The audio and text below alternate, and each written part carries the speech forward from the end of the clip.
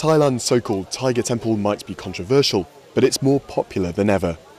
We're going to take the bravest and most expendable person, sit them down on the ground and put a 400-pound tiger's head in your lap.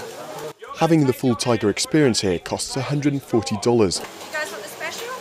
Big money in Thailand, but the high prices and safety risks aren't stopping hundreds of tourists coming here each day. The tigers are beautiful, it's a really nice setting, you get what you pay for. The temple calls itself a wildlife sanctuary and says it promotes the conservation and suitable breeding of tigers and aims to return them to the wild. But animal rights groups say these animals, most born in captivity, would never survive fending for themselves. Conservationist WIEK is taking the tiger temple on in the courts after it brought defamation charges against him. He says the tigers are hybrids or crosses between different species and of little conservation value because they would pollute the evolutionary gene pool. They can't be released back to the wild ever.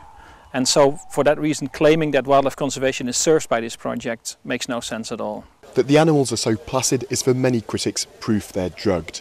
The temple denies this, saying the animals are used to human contact and only brought out for photos in the heat of the day when they're at their most sleepy.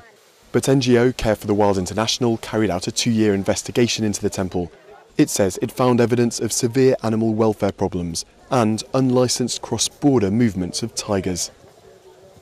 They were beaten with wooden sticks, they'd be punched in the head, the tails would be pulled, all to make them, perform in a certain way which would make them visually appealing to the tourists. Another huge concern of Care for the Wild International is the illegal trafficking of tigers.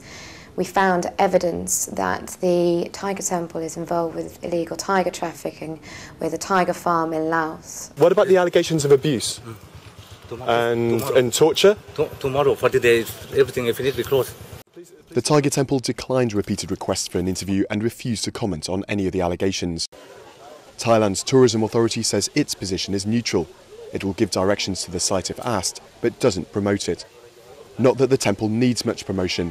While tourists keep coming in their droves, the tigers will continue living as photo props.